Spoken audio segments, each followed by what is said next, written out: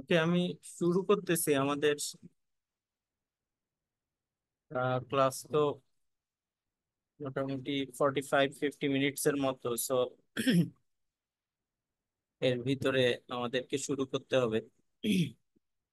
এখন আহ, লম্বা একটা গ্যাপ হয়ে গেছে, যদিও ব্রেকের আগে আমরা আহ, একটা অফলাইন এবং একটা অনলাইন ক্লাস কন্ডাক্ট করতে পারছিলাম। তারপরেও লম্বা ব্রেক হওয়ার কারণে আমি আবার গোড়া থেকে শুরু করতেছি। শুরুতে আমরা গত অনলাইন ক্লাসে যেখানে শুরু করছিলাম সেইখান থেকে আবার একটু কন্টিনিউ করতেছি। সেটা হচ্ছে যে আমাদের পাওয়ার সিস্টেম 2 এর শুরুটা যেই টপিক দিয়ে চ্যাপ্টার 1, সেটা হচ্ছে বেসিক্যালি পার ইউনিট সিস্টেম এবং ইকুইভ্যালেন্ট সার্কিট ড্র করা। তো এইটারই একটা পার্ট হচ্ছে গিয়ে আমাদের সিঙ্গেল লাইন ডায়াগ্রাম।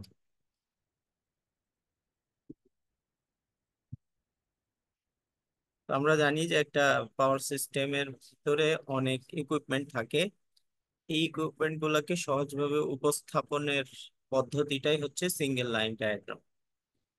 এখন সিঙ্গেল লাইন ডায়াগ্রামের পারপাসটা হচ্ছে পাওয়ার সিস্টেমের যেই ইকুইপমেন্ট গুলো আছে তার ভিতরে যেই ইনফরমেশন গুলো সিগনিফিকেন্ট সেগুলাকে সংক্ষেপের সংক্ষেপে জিনিসগুলোকে একটা ডায়াগ্রামে বুঝাই দেওয়া। তো সিঙ্গেল লাইন ডায়াগ্রাম বেসিক্যালি বিভিন্ন স্টাডিতে ব্যবহার করা হয়। কখন ব্যবহার করা হবে তার উপর বেস করে সিঙ্গেল লাইন ডায়াগ্রামে কোন কোন ইকুইপমেন্ট রাখা হবে আর কোন কোন প্যারামিটার ইউজ করা হবে সেটা ডিপেন্ড করবে এটার অ্যাপ্লিকেশনের উপর। যেমন the location of the circuit breaker and relay is not important in load flow study. Power system প্রোটেকশনের ক্ষেত্রে সার্কিট ব্রেকার, রিলে এগুলো খুব ইম্পর্টেন্ট, কিন্তু যখন লোড কোথা থেকে কোন দিকে পাওয়ারের হিসাব করা হবে তখন এই দুইটা ইকুইপমেন্টের হিসাব খুব একটা ইম্পর্টেন্ট কিছু না। তখন এদেরকে বাদ দিয়ে হয়তো সিঙ্গেল লাইন ডায়াগ্রাম ড্র করা হয়। তো so কাকে রাখা হবে আর কাকে রাখা হবে না ডায়াগ্রামে ডিপেন্ডস অন অ্যাপ্লিকেশন। তো সিঙ্গেল লাইন ডায়াগ্রাম আমাদেরকে আঁকতে হবে। আঁকার জন্য কিছু রুল আছে। 1 নম্বর রুল হচ্ছে গিয়ে নিউট্রাল ইজ অমিটেড। নিউট্রাল লাইনটাকে ওইভাবে কনসিডার করা হয় না। দ্বিতীয় হচ্ছে গিয়ে স্ট্যান্ডার্ড সিম্বল ইউজ করতে হয়। 3 নম্বর হচ্ছে গিয়ে সার্কিটের বিভিন্ন প্যারামিটার গুলা এখানে দেখানো হয় না। আহ, যেমন রেজিস্ট্যান্স, ইন্ডাকটেন্স, একটা জেনারেটরের ভিতরের যে কম্পোনেন্ট গুলা সেই কম্পোনেন্ট গুলাকে ডিটেল শো করা হয় না। আর 4 নম্বর হচ্ছে গিয়ে ট্রান্সমিশন লাইনকে একটা লাইন দিয়ে রিপ্রেজেন্ট করা হয় বোথ এন্ডের ভিতর। তো প্রথম কথা হচ্ছে যে আমাদেরকে স্ট্যান্ডার্ড সিম্বল ইউজ করতে হবে। সিম্বল গুলা আগেও দেখানো হয়েছে, তারপরেও আমরা আবার একটু রিপিট করি। 1 নম্বর হচ্ছে গিয়ে কোথাও যদি রোটেটিং মেশিন থাকে যেমন মোটর বা জেনারেটর থাকে তাহলে তাদের সিম্বলটা হচ্ছে এরকম সার্কেল। টু উইন্ডিং ট্রান্সফরমার, ট্রান্সফরমারে 2টা উইন্ডিং থাকলে সিম্বলটা এরকম। আর 3টা উইন্ডিং থাকলে সিম্বলটা এইরকম, যেটা দেখা যাচ্ছে এই যে নিচের লাইনে 3 উইন্ডিং ট্রান্সফরমার লিখে যে সিম্বলটা দেওয়া হয়েছে এটা হচ্ছে 3 উইন্ডিং ট্রান্সফরমারের সিম্বল। আর একটা সিম্বল এখানে এই পেজের উপরে দেখানো আছে, সেটা হচ্ছে গিয়ে ফিউজ। নেক্সট হচ্ছে গিয়ে current transformer, power circuit breaker, air circuit breaker. এই সিম্বল গুলো আমাদেরকে মনে রাখতে হবে, এগুলো আবার ইউজ হবে। আর কিছু সিম্বল আমরা অলরেডি জানি যেমন ডেল্টা ওয়াই, এগুলো বেসিক্যালি বিভিন্ন কানেকশন, এগুলা ট্রান্সফরমারের ক্ষেত্রে হতে পারে, আবার 3 ফেজ যে কোনো মেশিনের ক্ষেত্রে হতে পারে। 3 ফেজ মোটর, 3 ফেজ জেনারেটর, তার ইন্টারনাল কানেকশন ডেল্টা না ওয়াই, ডেল্টাটা আবার গ্রাউন্ড, ওয়াইটা আবার গ্রাউন্ড করা আছে কিনা, আহ, সেটা কি রেজিস্টরের থ্রুতে গ্রাউন্ড করা নাকি ইন্ডাক্টরের থ্রুতে গ্রাউন্ড করা, তার জন্য কিছু সিম্বল আছে। আর মেজারমেন্ট কিছু সিম্বল আছে, অ্যামিটার, ভোল্টমিটার, আর পটেনশিয়াল ট্রান্সফরমারের সিম্বল আছে এরকম। তো এ হচ্ছে কি আমাদের মোটামুটি সিম্বলের সিম্বল গুলার একটা রিপ্রেজেন্টেশন।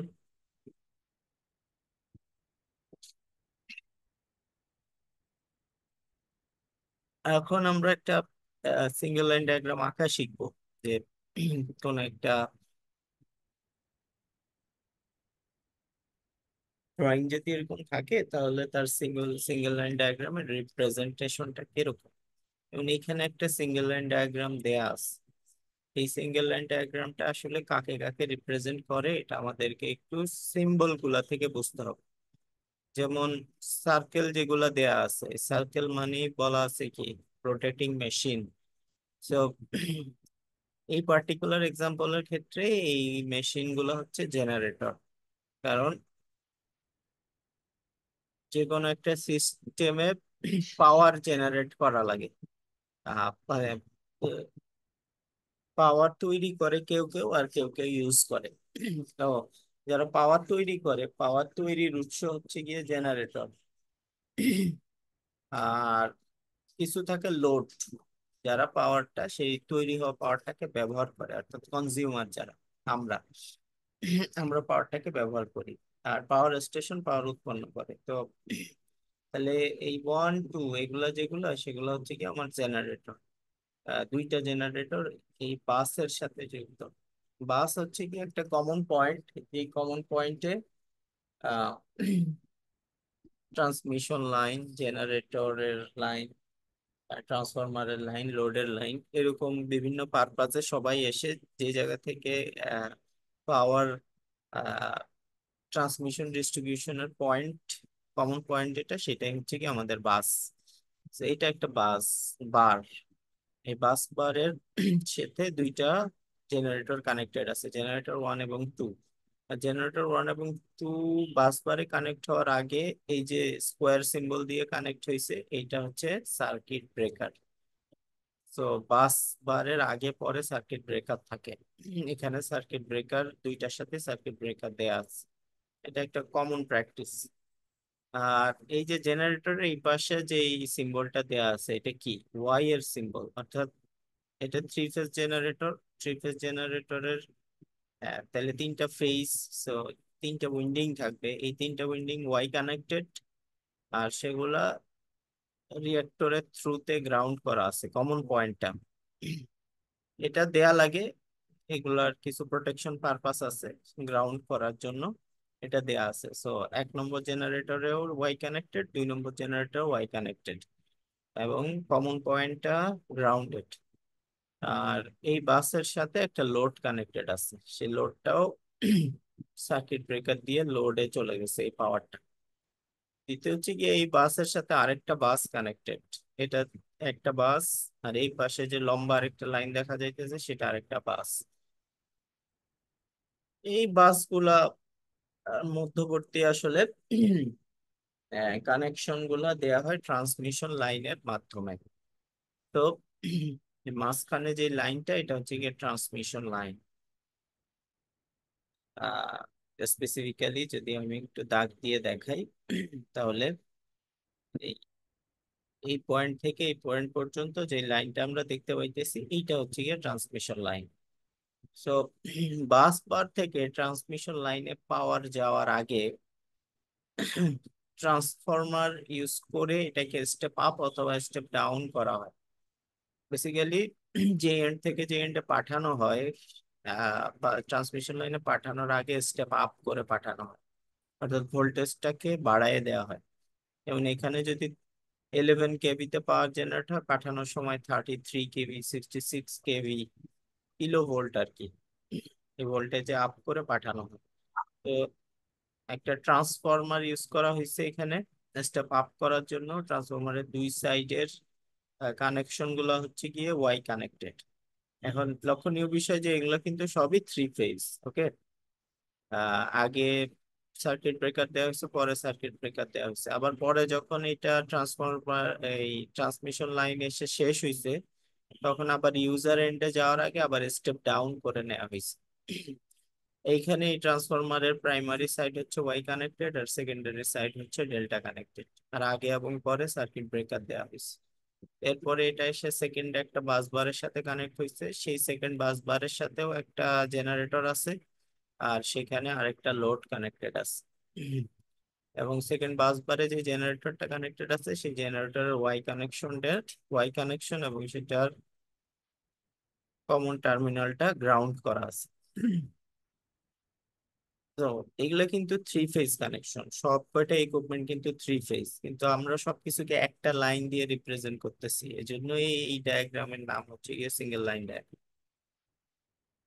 নাও কোন একটা সিস্টেমকে, এটা একটা বিশাল বড় সিস্টেম, কিন্তু এই সিস্টেমে আরো অনেক ইকুইপমেন্ট থাকতে পারে, বাট সব ইকুইপমেন্ট এখানে দেখানো হয় নাই। মূল স্টাডির জন্য যা যা লাগে সেগুলো দেখানো হচ্ছে। So, একটা সিঙ্গেল লাইন ডায়াগ্রামে মেইন ইকুইপমেন্ট হয়তো এগুলা থাকতে পারে।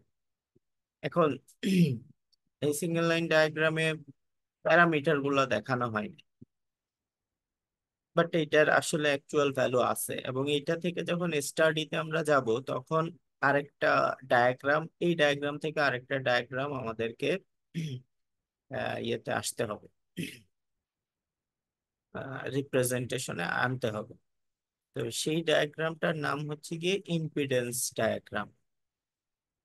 তাহলে এখন আমরা যেটা শিখবো সেটা হচ্ছে যে একটা সিঙ্গেল লাইন ডায়াগ্রাম থেকে কিভাবে ইম্পিডেন্স ডায়াগ্রাম আঁকা যায়। ইম্পিডেন্স ডায়াগ্রামটা আসলে কি সেটা একটু আমরা যদি সংজ্ঞা দিয়ে বুঝাইতে চাই, তাহলে পার phase equivalent circuit of the system. সব যন্ত্রেরই একটা ইকুইভ্যালেন্ট সিস্টেম আছে, যেমন আহ, তোমরা আগে মেশিন কোর্স বা এরকম কোর্স গুলা করে আসছো, তাহলে সেখানে কিন্তু ট্রান্সফরমার যখন আমরা পড়ছি তখন ট্রান্সফরমারের কিন্তু একটা ইকুইভ্যালেন্ট সার্কিট ডায়াগ্রাম ছিল, equivalent circuit of A transformer. একইভাবে একটা মোটরের ইকুইভ্যালেন্ট সার্কিট ডায়াগ্রাম হয়। সিমিলার সবারই, জেনারেটর বলি আর আমরা আহ, একটা ট্রান্সমিশন লাইন বলি, যে কোনো ইকুইপমেন্টে আমরা বলি না কেন সেটার একটা কি হয়, ইকুইভ্যালেন্ট সার্কিট হয়, যেটা ওই যন্ত্রটাকে রিপ্রেজেন্ট করে। ইলেকট্রিক্যাল সার্কিটকে অ্যানালাইসিস করতে গেলে ইকুইভ্যালেন্ট সার্কিট দিয়ে অ্যানালাইসিস করতে হয়। তো আমরা যখন সার্কিট সলভ করতে যাব, এই সিস্টেমটাকে যখন স্টাডি করব, ম্যাথমেটিক্যালি যখন এখানে কতখানি পাওয়ার আসতেছে যাইতেছে এগুলোর হিসাব করতে যাব, তখন আমাদের আসলে এই সার্কিটটার ইকুইভ্যালেন্ট সার্কিট জানা লাগবে। তো এই সার্কিটটাকে ইকুইভ্যালেন্ট সার্কিট হিসেবে যদি আমরা রিপ্রেজেন্ট করতে চাই, তাহলে আমাদের ইম্পিডেন্স ডায়াগ্রাম আঁকতে হবে। তো এগুলো পরীক্ষাতেও আসে যে এই সিঙ্গেল লাইন ডায়াগ্রাম থেকে ইম্পিডেন্স ডায়াগ্রামটা এঁকে দেখাও। তাহলে আমরা একটু সেটা দেখি কিভাবে আঁকবো। একটা একটা করে ইকুইপমেন্ট নেই এবং তার ইকুইভ্যালেন্ট আঁকবো। যেমন প্রথমে আমরা এইটাকে নিলাম, নাম্বার ওয়ান। ওকে, এ আসলে কি, এ আসলে একটা জেনারেটর। একটা জেনারেটরের মধ্যে কি থাকবে, জেনারেটর আসলে একটা ভোল্টেজ সোর্স, তো একটা ভোল্টেজ জেনারেট করবে। তার মানে তার ইকুইভ্যালেন্টকে আমরা একটা voltage source with an inductor and resistor in series এইভাবে রিপ্রেজেন্ট করতে পারি। তাহলে এই যে ওয়ান নাম্বার যে ইকুইপমেন্ট জেনারেটর, সেই জেনারেটরটাকে আমরা লিখতাম, সেটার ভোল্টেজ হচ্ছে কি E1, আর তার সাথে সিরিজে একটা ইন্ডাক্টর যুক্ত আছে এবং একটা রেজিস্টর যুক্ত আছে। এতটুকু দিয়ে যদি আমরা এটাকে বুঝাই, তাহলে এটা হবে আমাদের জেনারেটর ওয়ান এর ইকুইভ্যালেন্ট। তো একে রিপ্রেজেন্ট করা হয়ে গেল। আচ্ছা,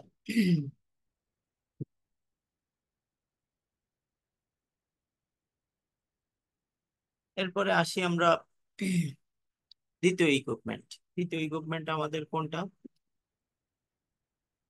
তৃতীয় ইকুইপমেন্ট হচ্ছে আমাদের আরেকটা জেনারেটর, তাই না? এই যে জেনারেটর নাম্বার 2, এই জেনারেটরটাকে আমাদের কি করতে হবে? রিপ্রেজেন্ট করতে হবে। সো এটাও সেম, একটা জেনারেটর যেহেতু তার ইকুইভ্যালেন্ট সার্কিটকে আমরা সিমিলারলি রিপ্রেজেন্ট করব। সিমিলারলি রিপ্রেজেন্ট করতে গেলে আমাদের জেনারেটরের মধ্যে একটা voltage source with series with a resistance and an inductance, সিরিজে একটা রেজিস্ট্যান্স দিলাম, ইন্ডাকট্যান্স দিলাম। তাহলে এই দুইজন যেহেতু প্যারালালি আছে, এরা এরা বোথ সিমিলার বাসের সাথে কানেক্টেড এবং এরা সেম ভোল্টেজ মেনটেন করতেছে, সেহেতু এদের কানেকশন প্যারালাল, এই জন্য এই দুইজনকে প্যারালালি আঁকা হয়েছে, প্যারালাল কানেকশন। এবং এখানে দেখো রিপ্রেজেন্ট করা হয়েছে যে এরা জেনারেটর 1 এবং জেনারেটর 2। আচ্ছা, নেক্সট কি? নেক্সট আমাদের তৃতীয় একটা ইকুইপমেন্ট আছে, সেটাও এই বাসের সাথে যুক্ত। সেটা কি? এটা হচ্ছে কি একটা লোড, একটা লোড। বেশিরভাগ লোড যেহেতু আহ এটা একটু মনে রাখতে হবে সবাইকে, আমাদের সিস্টেমে যত লোড আছে বেশিরভাগ লোডই রেজিস্টিভ ইন্ডাকটিভ টাইপ।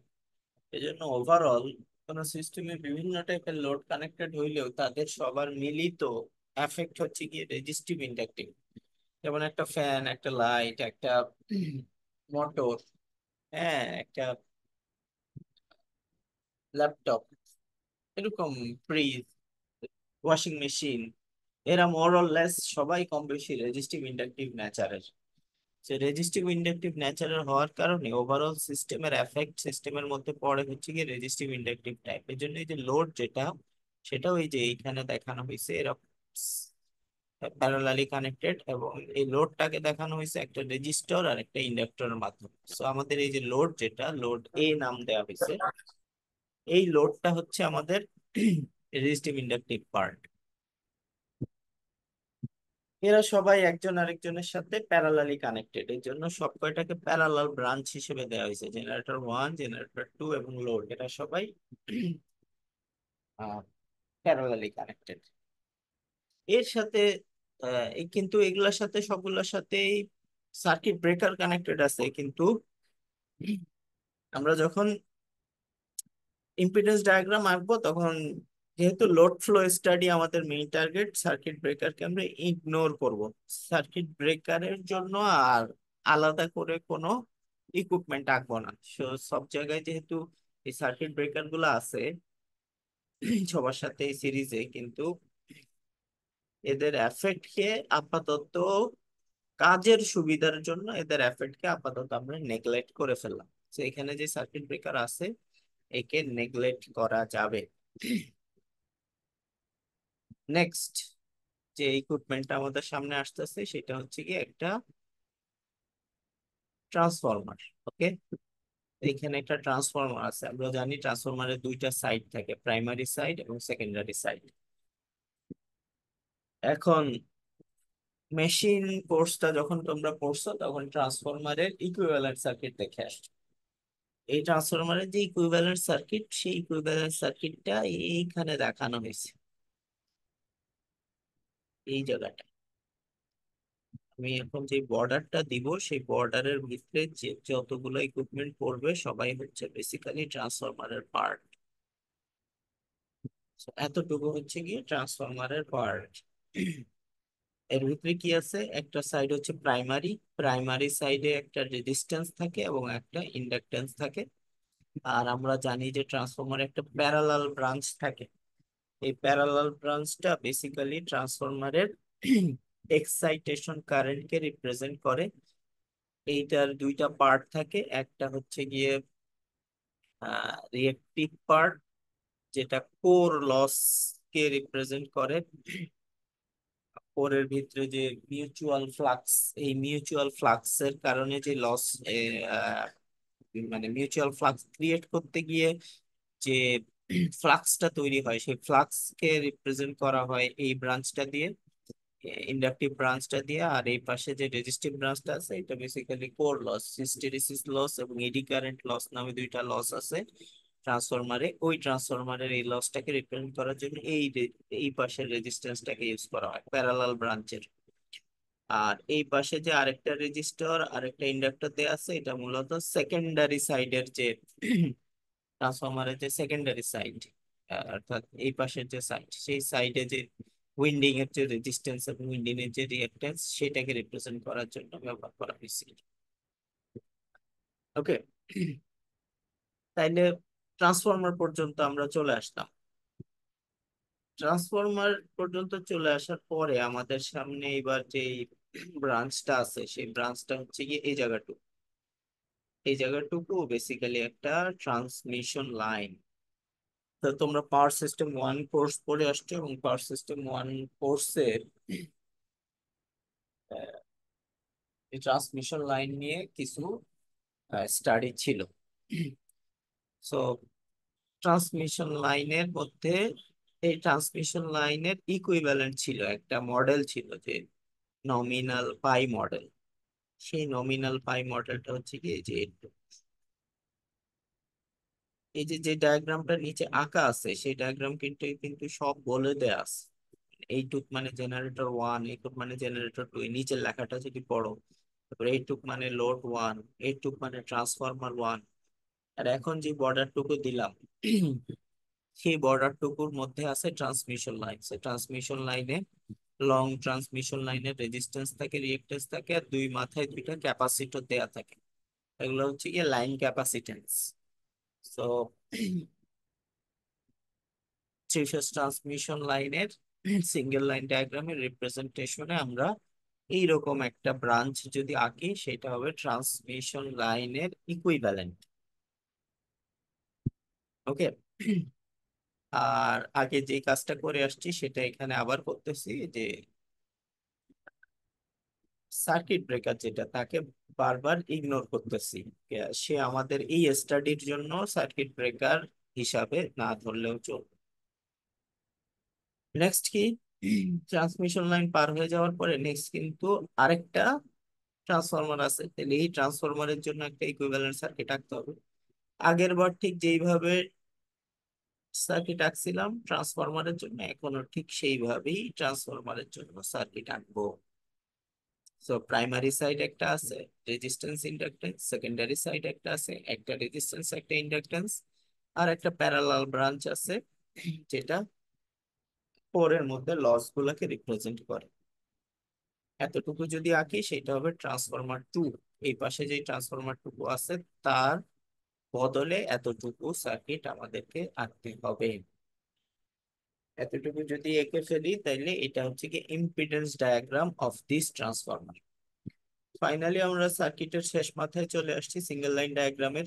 এই সিঙ্গেল লাইন ডায়াগ্রামের এই মাথাটায় আছে হচ্ছে গিয়ে কি আরেকটা জেনারেটর, আর এইখানে আছে কি আরেকটা লোড। লোডকে বেসিক্যালি একটা এরকম অ্যারো দিয়ে বুঝাইলে সেখানে লোড কানেক্টেড আছে বোঝা যায়। আর লোড কে আসলে ডিফাইন করা কঠিন। যা কিছু আমরা যত ইলেকট্রিক যন্ত্রপাতি ইউজ করি সবই load. Fridge, TV, fan, light, washing machine, laptop সবাই লোড। এখন সেজন্য কোনো সুনির্দিষ্ট যন্ত্র না বলে লোড বোঝায় দেয় যে একটা পাওয়ার ড্র করে। লোড গুলো আবার ওই যে বলছিলাম যে যেহেতু এটা লোড, এটার ইকুইভ্যালেন্ট কি হবে, বেশিরভাগ লোড হচ্ছে রেজিস্টিভ ইন্ডাকটিভ। সো লোডের বদলে আমরা কি দিব, প্যারালালি একটা রেজিস্ট্যান্স এবং একটা ইন্ডাকটেন্স যদি আমরা কানেক্ট করে দিই তাহলে সেটা হয়ে যাবে লোড।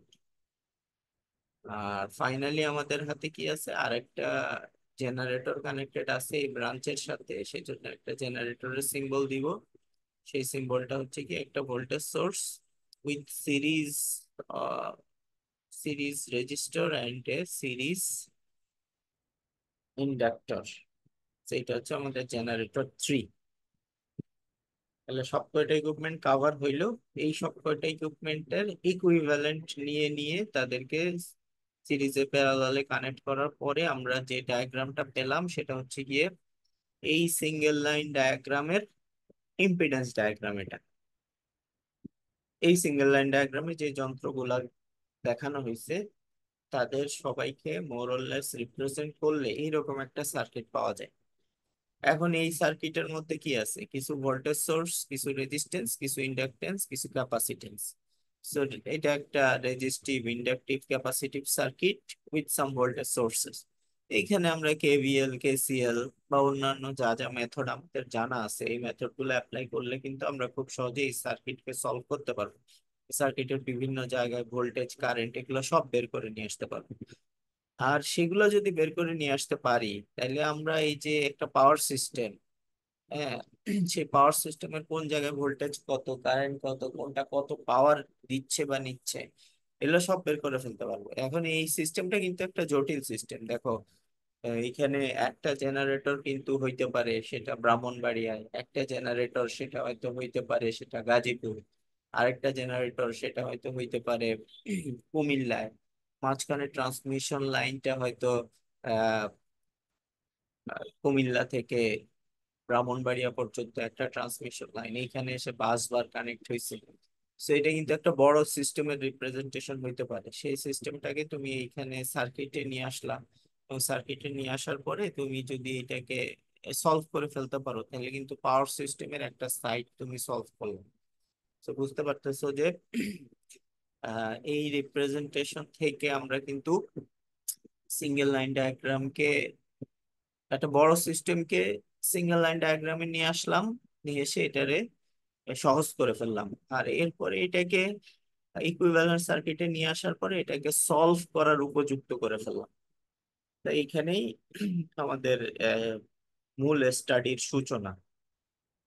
ওকে, তো এফেক্টটা কোথায় হবে এটা বুঝতে পারতেছি। ইম্পিডেন্স ডায়াগ্রাম আঁকা হয়ে গেলে ইম্পিডেন্স ডায়াগ্রামে সিস্টেমটা দেখতেছো যে অনেক রেজিস্ট্যান্স, অনেক ইন্ডাকটেন্স, ক্যাপাসিট্যান্স এগুলো সিরিজ প্যারালালে থাকার কারণে সিস্টেমের ব্রাঞ্চ অনেক, কেভিএল কেসিএল করতে গেলে অনেকগুলা লুপ, অনেকগুলা নোড হয়ে যায়। তো এত লুপ নোড সলভ করা হাতে কলমে কঠিন। হাতে কলমে করতে গেলে যেমন আগের আগের ছবিটাই যদি দেখাই, এইখানে তোমার আহ, যদি মেশ অ্যানালাইসিস করতে চাই, 1 2 3 4 5 6 7 8 9 10, 10টা মেশ কারেন্ট ডিফাইন করতে হবে। তো 10 মেশের আমরা তো মেশ মেথড যদি তোমাদের মনে থাকে যে লুপের মধ্যে 3টা কারেন্ট দিয়ে 3টা মেশ পর্যন্ত আমরা সলভ করছি, বা 4টা ম্যাক্সিমাম, এর বেশি করি নাই। এখানে যদি নোডের হিসাব করি, 1 2 3 4 5 6 7, 7টা নোড আছে। তো 7 নোড বিশিষ্ট সার্কিটও আমরা জীবনে কেউ কোনোদিন সলভ করি নাই হাতে কলম। তাইলে এই সার্কিটটা যদিও সিম্পল, কিন্তু এটা হাতে কলমে সলভ করা অনেক বেশি কঠিন। এখন আমাদের এমন কিছু লাগবে যেটা আমরা হাতে কলমে করতে পারবো, এটা আমি নিজেই করে ফেলতে পারবো ক্যালকুলেটর দিয়ে, পরীক্ষার খাতায় নিজের আহ, খাতায় করে ফেলতে পারবো। সেটা করার জন্য সিস্টেমকে আরো সহজ করে নিয়ে আসতে হবে। সো সেই সহজ করে নিয়ে আসার পদ্ধতি হচ্ছে reactance diagram.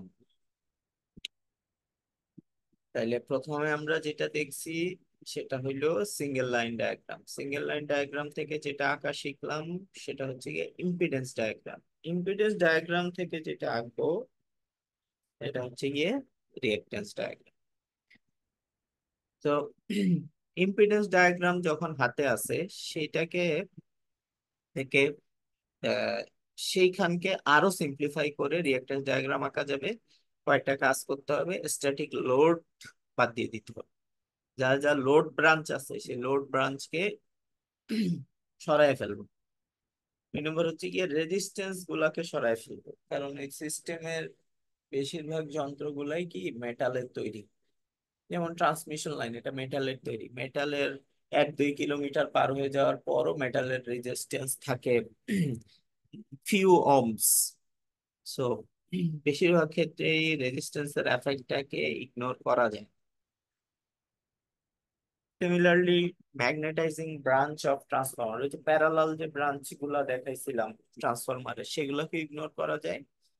R capacitance of the transmission লাইনের যে ইকুইভ্যালেন্ট সার্কিট পাই মডেল, এই পাই মডেলের উপর থেকে নিচে লম্বালম্বি দুইটা ক্যাপাসিটর ছিল, সেইগুলাকেও ইগনোর করা যায়।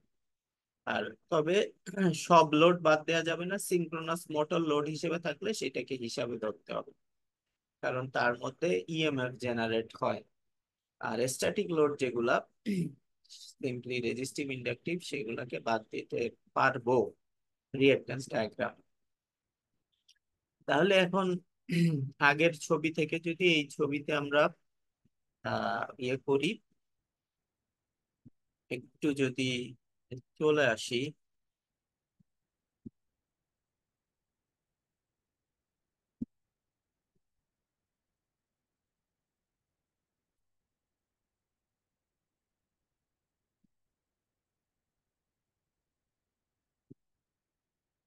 তাহলে এইটা ছিল আমাদের আহ, কি ইম্পিডেন্স ডায়াগ্রাম, তাই না? এখন কি কি বাদ যাবে দেখো দেখি। বাদ যাওয়ার মধ্যে বলছে সব রেজিস্ট্যান্স বাদ দিতে, যে রেজিস্ট্যান্স গুলা যেগুলো আছে এগুলো সব বাদ দিতে হবে। আর কি বলছে? আর বলছে যে এই ট্রান্সফরমারের যে প্যারালাল ব্রাঞ্চ, এগুলো সব বাদ দিতে হবে, রেজিস্ট্যান্সও বাদ দিতে হবে, ট্রান্সমিশন লাইনের রিঅ্যাকট্যান্স বাদ দিতে হবে, তারপরে রেজিস্ট্যান্সও বাদ দিতে হবে, ট্রান্সফরমারের রেজিস্ট্যান্স বাদ দিতে হবে, আর ম্যাগনেটাইজিং ব্রাঞ্চও বাদ দিতে হবে। আর বলছে স্ট্যাটিক লোড বাদ দিতে হবে, লোডও বাদ গেল, এই পাশে একটা লোড, এই পাশে একটা লোড, এগুলো স্ট্যাটিক লোড, এগুলোও বাদ গেল। আবার এদিকে রেজিস্ট্যান্স গুলো বাদ দিতে হবে, তাইলে থাকলো হচ্ছে গিয়ে এই মাথায় দুইটা ভোল্টেজ সোর্স আর রিঅ্যাক্টর, এই পাশে ট্রান্সফরমারের জন্য দুইটা মিলে একটা ইন্ডাকটেন্স, ট্রান্সমিশন লাইনের একটা ইন্ডাকটেন্স, আবার ট্রান্সফরমারের একটা রিঅ্যাকটেন্স, আর এই পাশে একটা জেনারেটর। তো এই সার্কিটটাই যখন সিম্পলিফাই হয়ে যাবে, সিম্পলিফাই হয়ে গেলে এখন আমরা আলটিমেটলি পাবো হচ্ছে গিয়ে এই সার্কিট। আগের সার্কিটের রিঅ্যাকট্যান্স ডায়াগ্রামে generator with reactance, generator with reactance, আর এইটা হচ্ছে কিসের জন্য? এই রিঅ্যাক্টরটা হচ্ছে গিয়ে ট্রান্সফরমার ওয়ানের জন্য, ট্রান্সফরমারের পরে ছিল একটা ট্রান্সমিশন লাইন, তার জন্য এই রিঅ্যাক্টর। আবার ট্রান্সমিশন লাইনের শেষে আরেকটা ট্রান্সফরমার ছিল, তার জন্য একটা রিঅ্যাক্টর। আর ফাইনালি আমাদের যেই জেনারেটর থ্রিটা ছিল, সেই জেনারেটর থ্রি এর ভোল্টেজ সোর্স রিঅ্যাক্টর। এই সব কিছু নিয়ে এখন আমাদের সার্কিটটা দেখো খুব সহজ হয়ে গেছে। এখন এইখানে নোড হিসাব করলে নোড হচ্ছে গিয়ে একটা, লুপ হিসাব করলে লুপ হচ্ছে গিয়ে দুইটা। এখন এটারে সলভ করা তেমন কঠিন কিছু হবে না। সো রিঅ্যাকট্যান্স ডায়াগ্রাম দিয়ে এখন আমরা হাতে কলমে আমাদের রিকোয়ার্ড যে ইয়াগুলো আছে, প্রপার্টি গুলো আছে এই সার্কিটে, সেগুলো বের করে ফেলতে হবে। যদি এটা অ্যাপ্রক্সিমেট, মানে এখানে অনেক কিছু বাদ দেওয়া হয়েছে, কিন্তু তারপরেও এই স্টাডি করার পর যে রেজাল্ট পাওয়া যাবে, আর পুরো সিস্টেমকে একটা জটিল পদ্ধতির মাধ্যমে সলভ করলে যে রেজাল্ট পাওয়া যাবে, এই দুইটা রেজাল্ট আহ কাছাকাছি হবে। মানে আহ, এই সিম্পল সার্কিটের রেজাল্ট দেখে বড় সার্কিটের রেজাল্ট কি হবে সেটা খুব সহজে গেস করা যাবে। গেস করা গেলে আমাদের কাজ হয়ে যাবে, কারণ নেক্সট স্টেপে আমরা ফাইনাল সার্কিটে কি হতে যাচ্ছে সেটা বুঝতে পারবো, কিংবা ফল্ট অ্যানালাইসিস বা বড় কোনো সমস্যা আছে কিনা সেটা কিন্তু খুব সহজে গেস করা যাবে। তো that is the goal of this single line diagram the other start to the other start is that we want to define in final step. Okay, so আমাদের এতটুকু পর্যন্ত আসতে থাকলো, এরপরে আবার নতুন একটা টপিক শুরু হবে, per unit quantity. Per unit quantity থেকে আমাদের এটা একটা একদম বেসিক আইডিয়া। এই আইডিয়া থেকে আমরা সার্কিটের, যে আমাদের সামনে এই সেমিস্টারে যতগুলা ম্যাথ বা যতগুলা স্টাডি আছে সবগুলাতে পার ইউনিট কথাটা বারবার আসবে। এই কারণে পার ইউনিটটা একটু সময় নিয়ে আমাদেরকে ইয়ে করতে হবে, স্টাডি করতে হবে। সো আমরা নেক্সট যে আমাদের অফলাইন ক্লাস আছে সেই অফলাইন ক্লাসে পার ইউনিট নিয়ে আমরা ডিটেলস আলোচনা করব। আজকের ক্লাসের ব্যাপারে কারো কোনো কোশ্চেন থাকলে জিজ্ঞাসা করতে পারো, আর যারা উপস্থিত আছো তারা চ্যাট বক্সে তোমাদের নাম আর রোল নাম্বার বা রেজিস্ট্রেশন নাম্বার যেটা আছে সেটা লিখে দাও, এটা তোমাদের অ্যাটেন্ডেন্স হিসেবে কাউন্ট হবে। স্যার এই স্লাইডটা আমাদের দিলে খুব ভালো হতো স্যার, প্র্যাকটিস করা যেত। স্লাইড পুরাটা শেষ করে আমি দিয়ে দিব। Okay sir.